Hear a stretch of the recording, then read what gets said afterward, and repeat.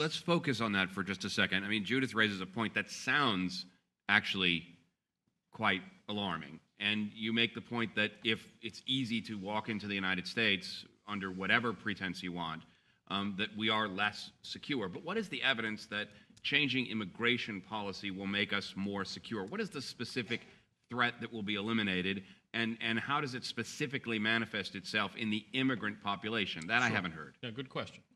We looked, actually, after 9/11, we looked at the 48 al-Qaeda-related terrorists who had either committed criminal acts or had been arrested before they were able to commit their crimes, starting with the first World Trade Center attack, finishing with 9/11. And there were a lot in between, either smaller attacks or conspiracies that were interrupted.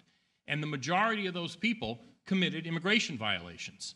The fact is that a more vigorous, consistent, comprehensive enforcement of the immigration laws would have exposed, probably, as far as we can tell, every single major terrorist conspiracy against the United States. Even when you look at 9/11, the fact is that 4 of the hijackers were in some form or another illegal aliens.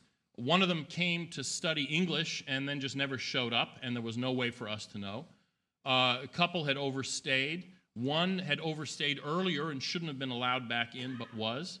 Others, one of them was an illegal alien and was stopped by the police for driving, whatever it was, 95 miles an hour in a 50-mile-an-hour zone, and nobody checked whether he was legal or illegal. So that the fact is that every major terrorist conspiracy in the United States, every effort at attacking the United States must necessarily involve immigration law, and has almost inevitably and almost always will involve violations of immigration law that if we detect, we can unravel. It's a bunch of nonsense. Thank you, Mark Krikorian. Dan Timothy Griswold. McVeigh Dan, was let's born get a and response raised from in the Dan United Griswold, then you, Enrique. Last time I checked, not one of those 48 terrorists was a Mexican.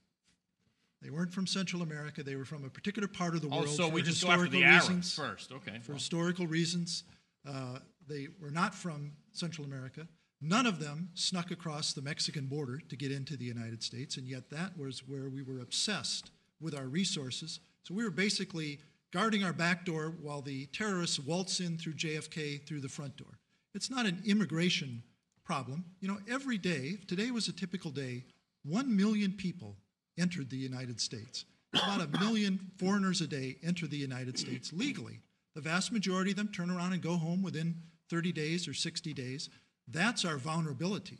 And yet we're sending these resources down there to catch dishwashers and roofers and people who have no criminal intentions, no criminal records. They just want to come here and work. You talk about interior enforcement.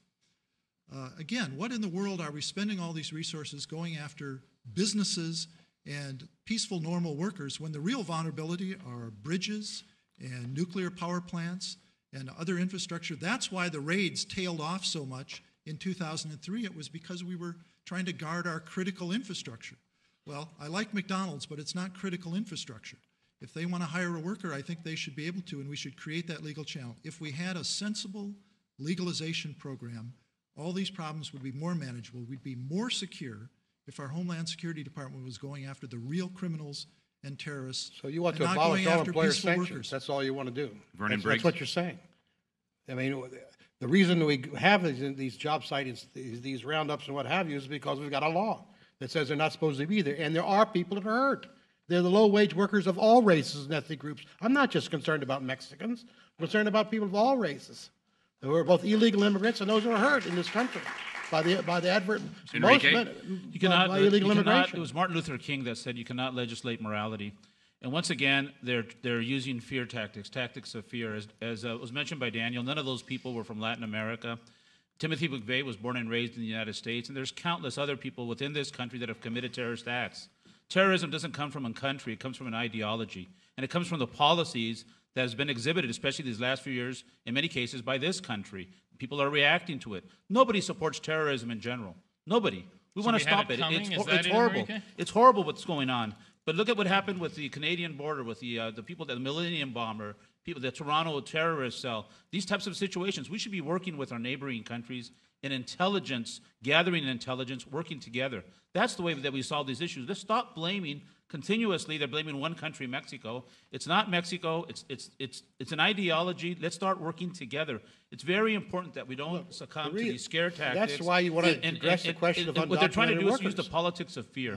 if you Many don't- people in this audience are familiar with the politics of fear. If you look back in your history, the politics of fear was one of the horriblest times in our history, with the annihilation of so many different people. All right, And I think Enrique, that right now I want to they're trying move that to we can one allow because it. we're running short on Well, time here, and I want to get at least actually, another. I was in line, but I got Okay, go skipped ahead, over. Karen. Go ahead, Karen Narasaki. And I actually want to respond to the professor's question and your earlier question. That is, in fact, there are some enforcement that we support. We just want it to work. And so, for Which? example, if I could finish, for example, if we're going to have an employer system of checking, that's great. But we need to have the database then be accurate, because it's a big thing not to be able to get a job because somebody has fingered you. And if anybody has tried to go straighten out something with the government, you know it's not an easy task.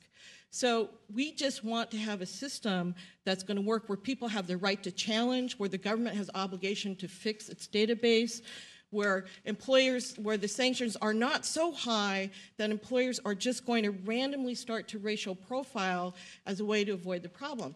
And let me say, I mean, one of the things about driver's licenses, California passed a law a while ago saying we're not going to give driver's licenses to undocumented.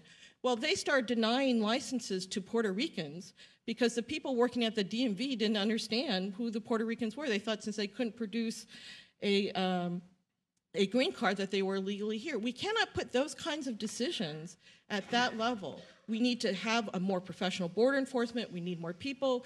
We need better training.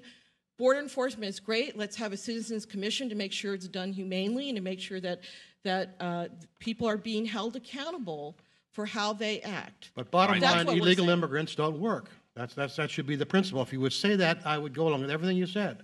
But the bottom line of employer sanctions must be, what we're saying is that illegal immigrants do not work in the United States. That's the law of the United States since Can I tell 1986. you, They don't work. you were right that employer sanctions did not work in the 90s because there was a wink and a nod about really employers wanting them and issues. Well, the immigrant community has come to grips with that, and there was very hard negotiations with labor and Chamber of Commerce and businesses that was brokered by Senator Obama to come up with a system that works. That's all people are asking for.